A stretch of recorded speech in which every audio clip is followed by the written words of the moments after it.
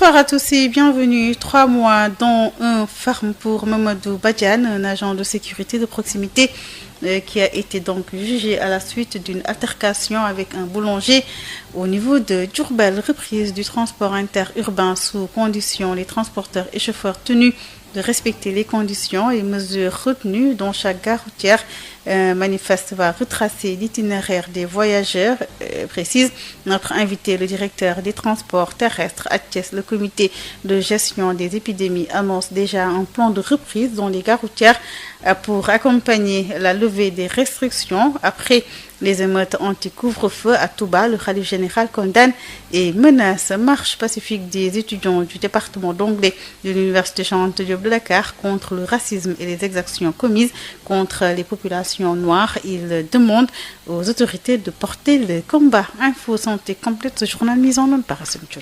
Mamadou Badiane, agent de sécurité de proximité et qui avait eu une altercation avec un boulanger à Diourbel, a été jugé et condamné à 3 mois de prison, dont 1 mois ferme par le tribunal. Cette altercation avait d'ailleurs entraîné une grève totale des boulangers à Diourbel. Les transporteurs vont redémarrer leurs activités sous des conditions et mesures respectant les gestes barrières et les obligations sanitaires. Les places restent limitées et il y aura un manifeste au niveau de chaque gare routière pour retracer l'itinéraire des voyageurs. Voici le directeur des transports terrestres, cher Oumar Gueye, au micro de Amadou Moustapha Dian.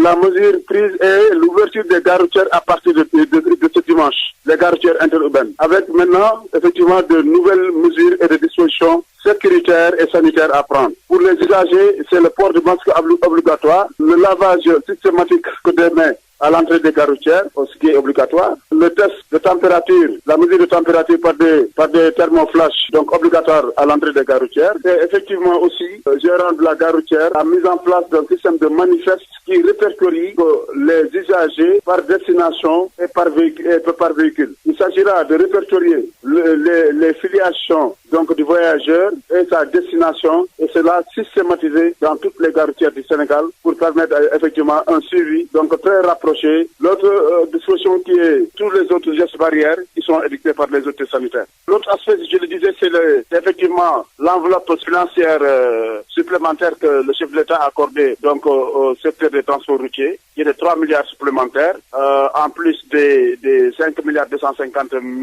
millions initiales, ce qui fait un montant global de 8 milliards 250 millions, donc à dispatcher donc dans tous les sous-segments du transport routier. Les nouvelles allocations donc vont à l'endroit des auto-écoles, à l'endroit des motos Jakarta pour 450 millions les 3 mois, les auto-écoles 150 millions les 3 mois, et un renfort des dotations initiales en ce qui concerne Dakar Olympique, en ce qui concerne l'AFTI, en ce qui concerne l'interurbain, en ce qui concerne les cars routières qui avaient on va dire 150 millions les 3 mois, ils sont passés à 600 millions les 3 mois pour les cars routières. C'est pour dire qu'effectivement le chef de l'État a consenti vraiment d'énormes efforts pour soutenir et appuyer sur le lancement du début de service qui est prévu pour le dimanche, Inch'Allah. À Thiès, le comité régional de gestion des épidémies annonce déjà un plan de reprise des activités au niveau des gares routières avec le respect des mesures barrières. Décision prise ce jeudi au moment où la région de Thiès enregistre 194 cas déclarés et 487 patients actuellement confinés à domicile. Thiès, Babacar. Vers la reprise du transport interurbain à Thiès, les autorités sanitaires se disent prêtes à accompagner les acteurs du transport. Dr Elhaj Malik Ndiaye est le médecin-chef de région. Donc le transport va réouvrir, ça veut dire que nous n'allons pas laisser les transporteurs seuls. Le gouverneur l'a dit, il va convoquer une réunion. Cette réunion, nous y serons et nous allons accompagner les transporteurs pour que les directives que les autorités vont donner, je suis sûr qu'il y en aura, soient suivies, que ce soit le port de masque dans les cars de transport, que ce soit également le lavage des mains avec du gel et aussi respecter également la distanciation sociale, surtout dans les garages, et ça nous verrons bien sûr sur notre route. Une réouverture du trafic routier au moment où le Covid-19 prend de l'ampleur dans la région de Thiès. Dr Malik Ndiaye. Thiès est à 194 cas, dont 9 cas importés, 160 cas contacts et nous avons 25 cas de type communautaire. Nous avons un foyer foyer à Thiès, un foyer à Tiaoune maintenant, dans la zone de Mboro, à Mour où il y a 3 cas. À ce jour, plus de 400 contacts sont confinés à domicile dans la région de Thiès. Leur suivi n'est pas de tout repos pour le personnel médical, d'où l'hommage du gouverneur de la région de Thiès à leur égard, Mohamed Moussa Fandao. Dire aux médecins, à son personnel et au personnel médical en général, vraiment que nous sommes prêts à les appuyer tous les moyens possibles pour les aider à faire le travail. Ils sont en première ligne, comme tous soldats en première ligne, on reçoit les coups. Pour aller à la guerre et dire qu'on n'aura pas de perte. Forcément, donc ils subissent des coups, vraiment, mais on est là vraiment derrière eux pour les appuyer. Et chaque fois pour des besoins, nous mettrons également de notre propre énergie pour pouvoir effectivement régler les problèmes. Plus de responsabilités, principale recommandation issue de la réunion du comité régional de gestion des épidémies de Thiès tenue ce jeudi. Babacar Ndao, Thiès, Sud-Est. Saccage des locaux de l'agence de la Sénélec de Touba Darou Khoudoss, les responsables dénoncent et décident de renforcer la communication pour mieux sensibiliser les populations sur le rôle à jouer dans la préservation des édifices publics. Une plainte est déjà déposée. Bassirou Silla, responsable qualité et support à la tête d'une délégation, a visité l'agence. Ses propos sont recueillis par Toutissé.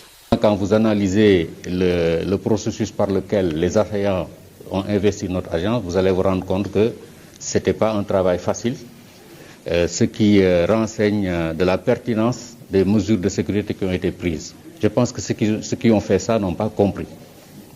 S'ils avaient compris que Sénélec est un bien pour tout le peuple sénégalais et que tous qui ont fait ce forfait, ils sont directement ou indirectement clients de Sénélec, je pense qu'ils n'allaient pas commettre ce forfait-là. Nous allons donc renforcer la communication dans ce sens, identifier les canaux socio-culturels qui nous permettront de toucher notre cible.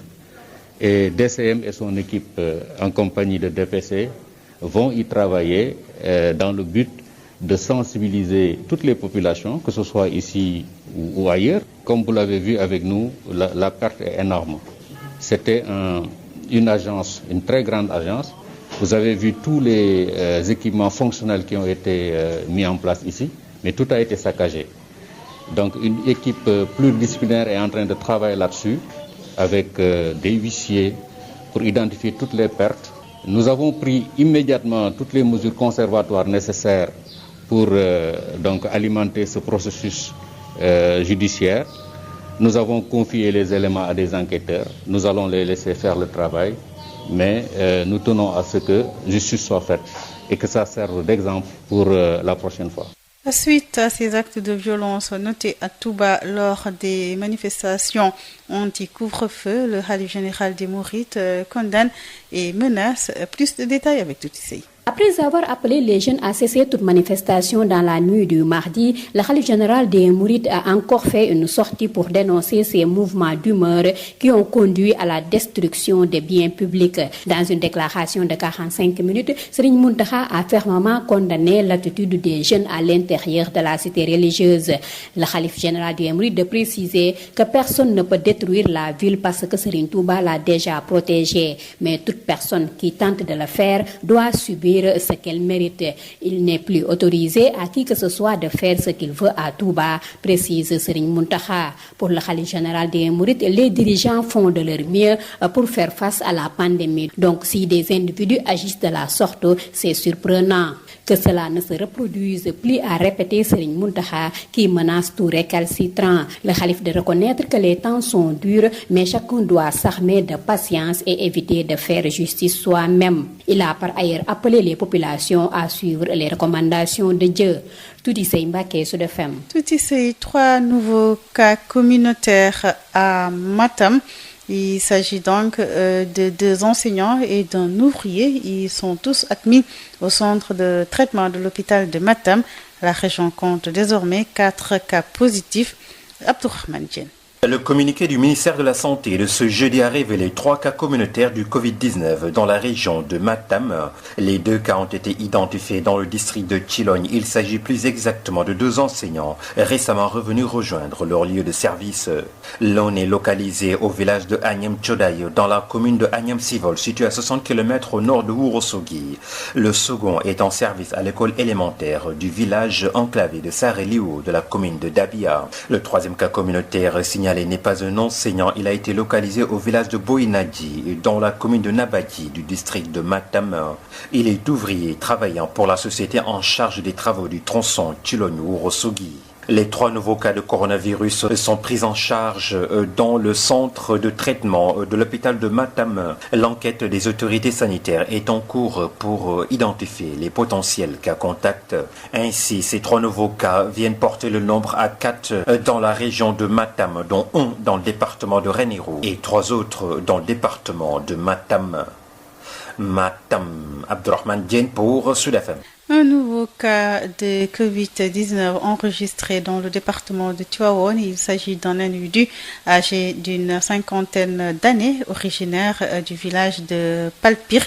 C'est à quelques kilomètres de Tivaouane, Babakarso. Propagation du coronavirus dans le département de Tivaouane. Le dit département vient d'enregistrer son 9e cas après les 5 cas de la commune de Chériflo. Le cas de Andal, ceux de Mboro et de Pire. Voilà qu'un individu âgé d'environ 50 ans vient de contracter la maladie à Palpir, une localité à 2 km de Tivaouane. Selon les sources médicales, il est venu de Dakar il y a quelques jours et présentant des signes suspects de la maladie. Après avoir été testé, il a été déclaré positif. Une nouvelle alerte chez les autorités administratives qui recommandent la vigilance et les gestes barrières quelques jours après les fêtes de Korité où des personnes ont clandestinement voyagé. Ajoutez à cela les nouvelles mesures d'assouplissement des règles anti-coronavirus prises par les autorités. Ce jeudi, de réelles craintes existent quant à la transmission communautaire de la pandémie. Un nouveau cas qui a occasionné la mise en quarantaine de plusieurs personnes en attendant les tests. Tivaouane, Babakarso pour Sud FM. Babakarso, distribution des kits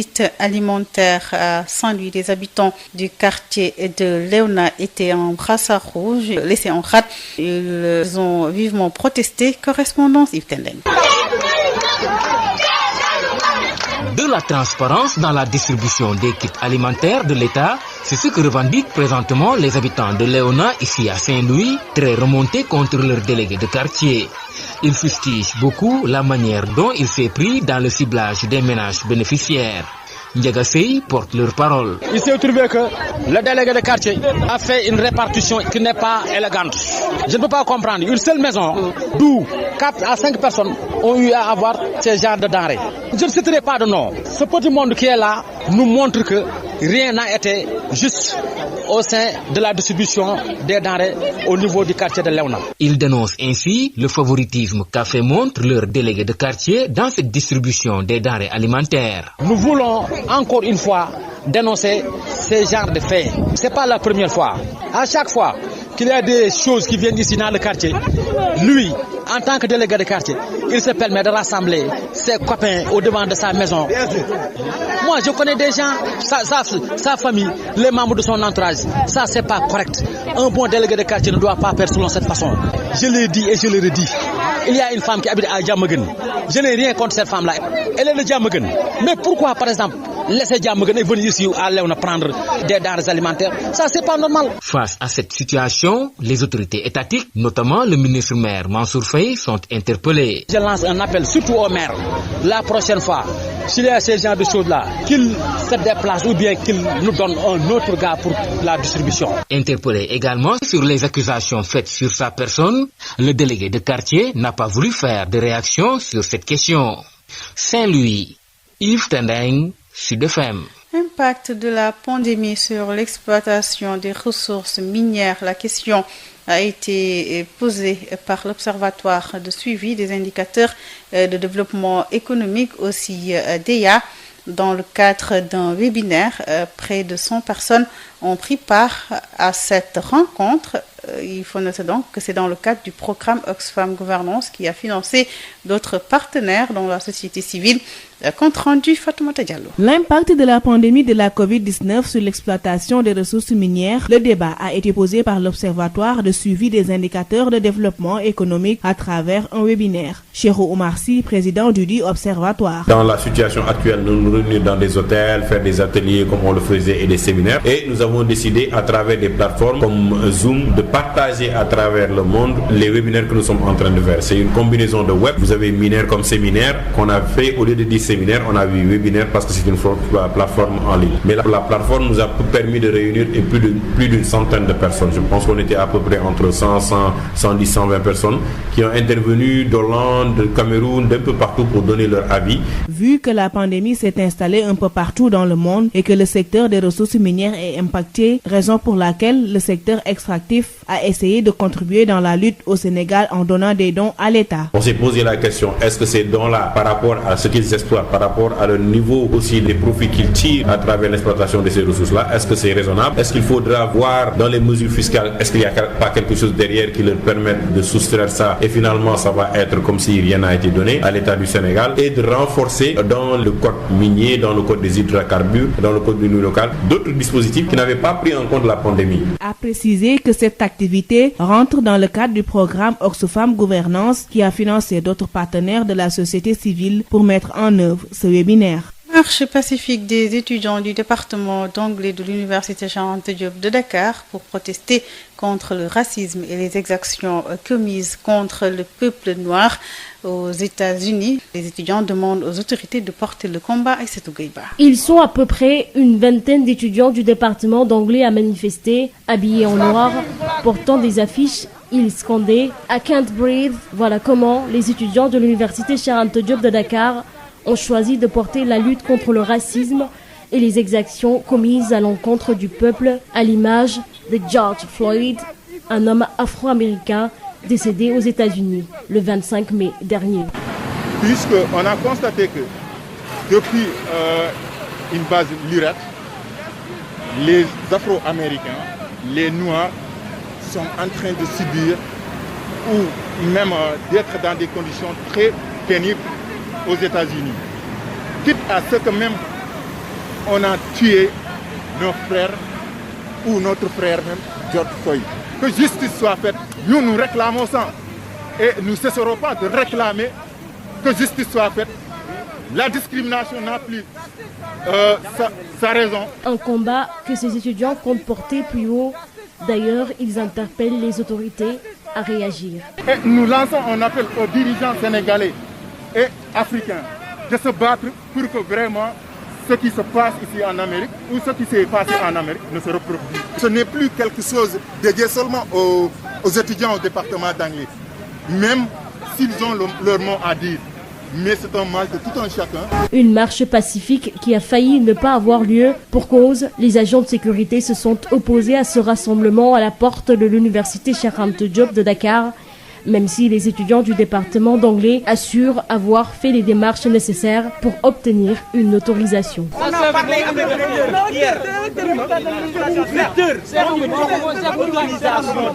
Sud Nuit, l'invité. Avant Info Santé, je vous propose l'invité. Il s'agit de Cheikh Oumar Gueye, le directeur des transports terrestres, qui revient sur les nouvelles mesures, les mesures donc qui lèvent les restrictions sur le transport interurbain. On l'écoute avec Amadou Moustapha Dian. Ensuite, du communiqué du Conseil des ministres d'hier, où le chef de l'État avait pris vraiment la mesure d'instruire les ministres en charge de l'intérieur, en fait de la sécurité, et le ministre en charge des transports donc terrestres, de se rencontrer pour voir la mesure, donc la levée de la mesure de restriction concernant le transport interurbain en général, le transport interurbain en particulier.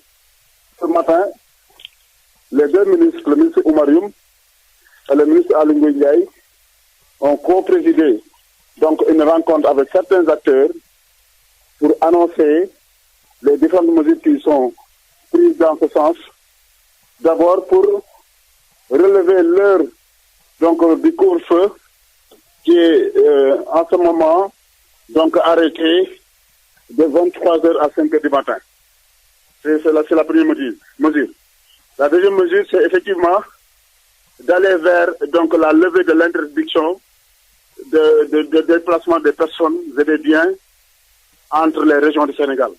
Et donc cette levée donc sera officialisée par un arrêté du ministre de l'Intérieur qui va sortir donc d'un moment à l'autre, pour permettre aux concitoyens de pouvoir effectivement voyager, de pouvoir se déplacer donc à l'intérieur du pays.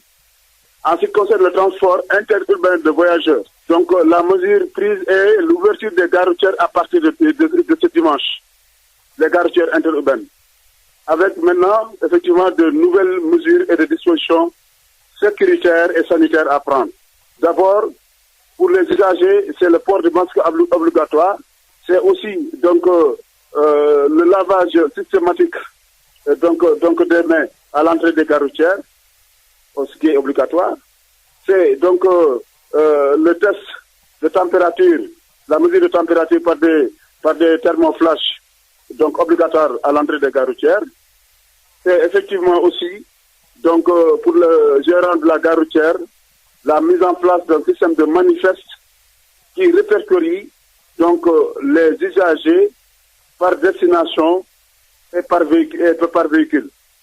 Il s'agira de répertorier les filiations donc du voyageur, son numéro d'identification, son numéro de téléphone et sa destination, et cela systématisé dans toutes les gares routières du Sénégal pour permettre effectivement un suivi donc très rapproché donc des voyageurs. Ça permet effectivement d'avoir un élément très important donc dans le dispositif de lutte. L'autre disposition qui est en tout cas demandée, qui est exigée dans les gares routières, effectivement, c'est au-delà du lavage, des aspects de lavage quotidien ou de lavage donc périodique, on va dire, des opérations de désinfection avec les services sanitaires et les services donc d'hygiène se feront sur l'étendue du territoire avec l'appui du commandement territorial.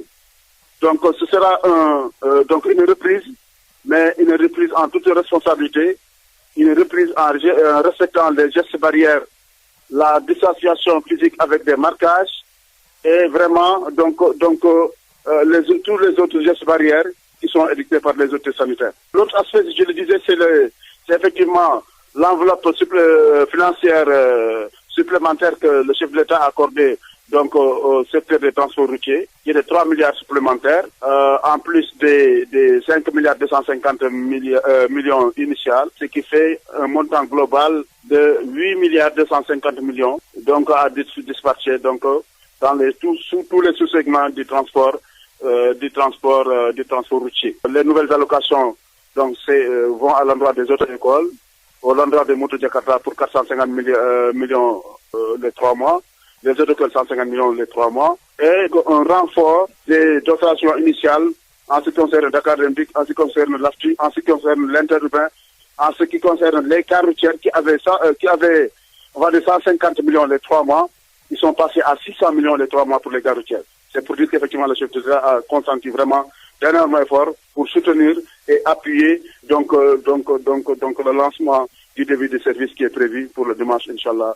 Donc, sur tout le territoire national. Votre journal de la santé. Lutte contre la propagation du coronavirus, l'ONG Dynamique de Paix en Casamance appuie les collectivités territoriales avec des équipements de protection et des produits d'hygiène. François Narekan, le président du comité local de la Dynamique de Paix de Sédhiou, avec Moussa Dramé. On est venu apporter des produits pour la lutte contre le coronavirus. On œuvrait sur la recherche de la paix en Casamance en partenariat avec le Centre pour le dialogue humanitaire, HD, qui nous a financé grâce à l'Union européenne des produits, des lave-mains pour lutter contre cette pandémie. Donc aujourd'hui, on a choisi la commune de Sédhiou pour remettre ces produits-là et tant d'autres communes dans la région de Sédhiou telles que Nyanga, Goudomp et Wandifa, et aussi dans la région de Kolda où il y a 3 communes qui sont ciblées et celle de Ziguinchor. Au total, la Dynamique de Paix et HD sont intervenus dans 10 communes dans la région naturelle de la Casamance. Donc le lot de Sédhiou est composé de 5 cartons de madar, 5 cartons d'eau de javel, 5 paquets de savon, 5 lave-mains et sans masque de tous les lots d'ailleurs des 10 communes de la région naturelle de Casamance. Le premier adjoint au maire de Sédhiou se réjouit de cette opportunité, ce dont va permettre à la mairie de renforcer les interventions à l'échelle régionale. Abdoulaye Koli, le premier adjoint au maire de Sédhiou avec Moussa Dramé. Au nom de l'institution et particulièrement au nom du maire Abdoulaye Diop, je voudrais réellement vous remercier de cette solidarité à la lutte contre la pandémie. Et certes, vous l'apprécierez comme une petite contribution, mais chez nous, c'est une grande contribution. Parce qu'avoir du savon, du madar et du dispositif de lavage des mains, rien que ça, ce sont les armes les plus puissantes pour vraiment booster la maladie. Je pense que la dynamique de paix va avec la santé. Donc c'est pour vous dire que aujourd'hui, vous nous renforcez de dispositifs qui nous permettront de mieux faire face à la pandémie. C'est une fois de plus vous rassurer que les moyens qui sont mis à notre disposition par les différents partenaires, nous ne les utilisons pas exclusivement pour la commune de Sédhiou, mais étant capitale régionale, nous agissons en capitale régionale. Au point que quand il y a une nécessité absolue ailleurs et que les moyens manquent et que nous disposons de quelque chose, nous n'hésitons pas à orienter cela vers là-bas. Info Santé, c'est fini. Merci à tous. Le rappel des titres, 3 mois dont un ferme pour Mamadou Badiane, un agent de sécurité de proximité qui a été jugé donc à la suite d'une altercation avec un boulanger à Diourbel. Reprise du transport interurbain sous conditions, les transporteurs et chauffeurs tenus de respecter les conditions et mesures retenues dans chaque gare routière. Le manifeste va retracer l'itinéraire des voyageurs, a dit notre invité, le directeur des transports terrestres à Thiès. Le comité de gestion des épidémies annonce déjà un plan de reprise dans les gares routières pour accompagner donc la levée des restrictions après les émeutes anti-couvre-feu à Touba. Le khalife général condamne et menace marche pacifique des étudiants du département d'Anglais de l'université Cheikh Anta Diop de Dakar contre le racisme et les exactions commises contre les Noirs. Ils ont demandé donc aux autorités de porter le combat. Info Santé a mis fin à cette édition mise en onde par Hassan Thioune à la présentation des Khady Diop. Dans quelques instants, votre chronique sur nutrition avec Dr Bint Chersek. Ensuite, vous aurez votre émission religieuse à la Bidaya avec Oustaz Alioune Sall et Serigne Mbacké Sylla. Merci de nous rester fidèles.